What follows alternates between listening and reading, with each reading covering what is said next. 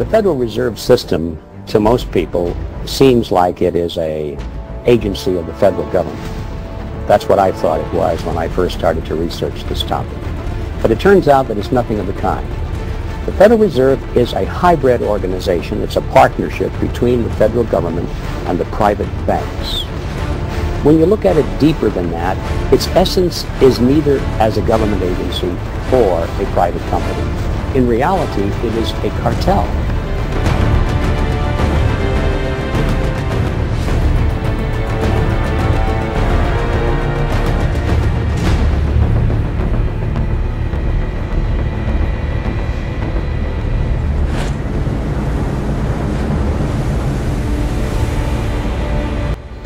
In 1775, the American Revolutionary War began as the American colonies sought to detach from England and its oppressive monarchy.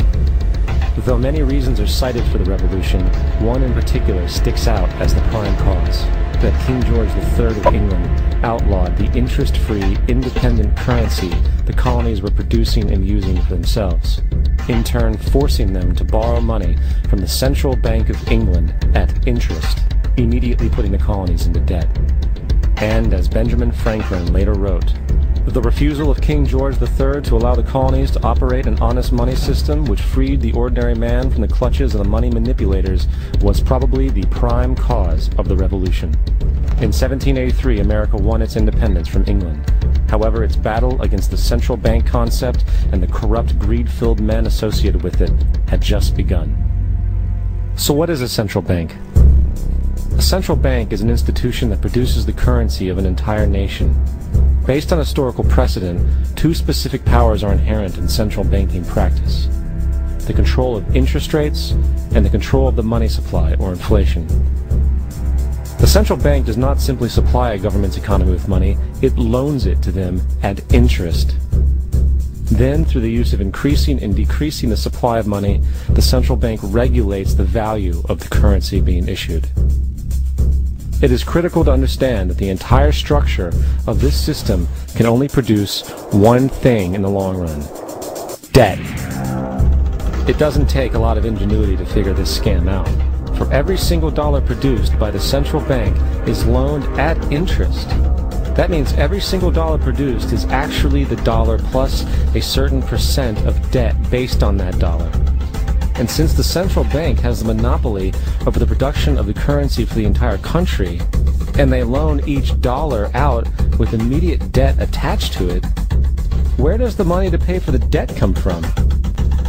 It can only come from the central bank again, which means the central bank has to perpetually increase its money supply to temporarily cover the outstanding debt created, which in turn, since that new money is loaned out at interest as well, creates even more debt. The end result of this system without fail is slavery, for it is impossible for the government and thus the public to ever come out of the self-generating debt.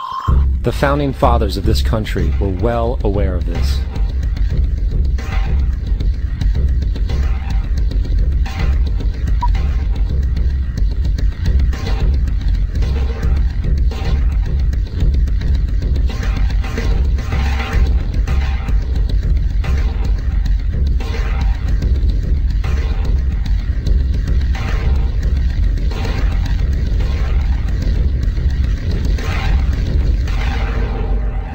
By the early 20th century, the U.S. had already implemented and removed a few central banking systems, which were swindled into place by ruthless banking interests. At this time, the dominant families in the banking and business world were the Rockefellers, the Morgans, the Warburgs, the Rothschilds. And in the early 1900s, they sought to push once again legislation to create another central bank.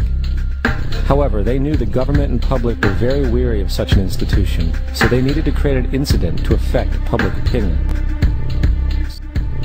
So, J.P. Morgan, publicly considered a financial luminary at the time, exploited his mass influence by publishing rumors that a prominent bank in New York was insolvent or bankrupt. Morgan knew this would cause mass hysteria, which would affect other banks as well. And it did. The public, in fear of losing their deposits, immediately began mass withdrawals.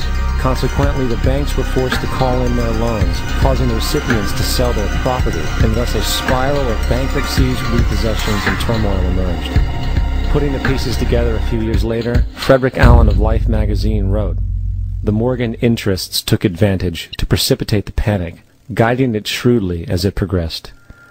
Unaware of the fraud, the Panic of 1907 led to a congressional investigation headed by Senator Nelson Aldrich, who had intimate ties to the banking cartels and later became part of the Rockefeller family through marriage.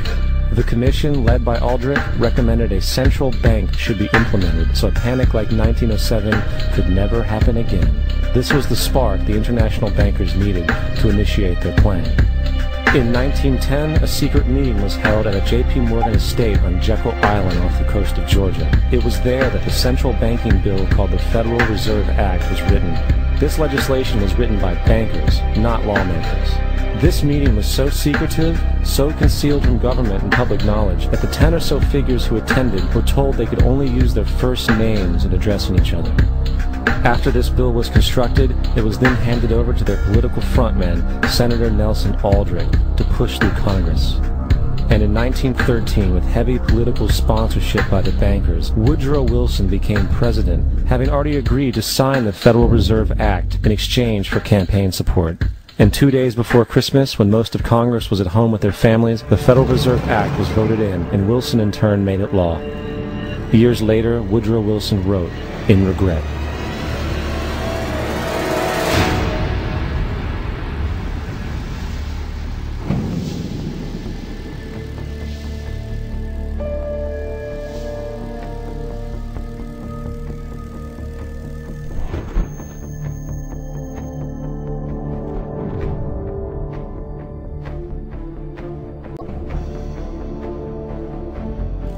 Congressman Louis McFadden also expressed the truth after the passage of the bill. A world banking system was being set up here, a superstate controlled by international bankers, acting together to enslave the world for their own pleasure. The Fed has usurped the government.